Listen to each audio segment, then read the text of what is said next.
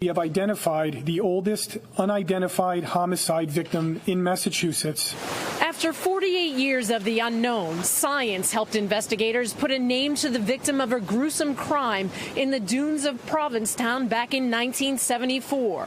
Ruth Marie Terry was only known as the Lady of the Dunes until now. This achievement does mark an important milestone towards identifying Ruth's killer.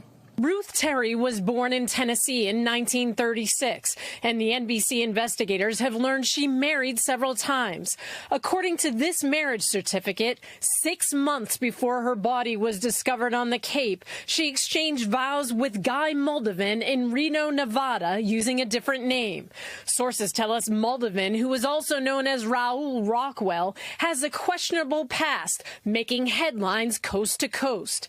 He was the focus of an investigation into the brutal killing of his wife and stepdaughter in Seattle in 1960, but was never charged with the murders. Newspaper reports at the time show after the women went missing, human remains were found in the septic tank of the family's home and business.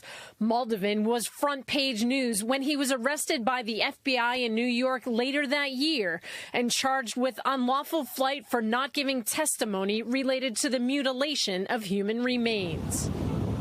We know Ruth Marie Terry was also the victim of a very violent crime in P-Town. She died of a crushing blow to the head, was nearly decapitated, and her hands were severed. It's a case that's haunted Elisa Metcalf her entire life. Her sister Leslie, who has since died, discovered Terry's body. But it didn't really feel like we thought there was some murderer in our midst. It just seemed so uncharacteristic for Provincetown that it never occurred to us that the murderer would have been anything but some transient. And Ruth's family tells us they never stopped searching for her and even hired a private investigator to help. An obituary shows Guy Moldovan died in California in 2002 at the age of 78. The investigation into Ruth Marie Terry's case continues. Kathy Curran, NBC 10 Investigators. Thanks for watching our YouTube channel. Follow today's top stories and breaking news by downloading the NBC News app.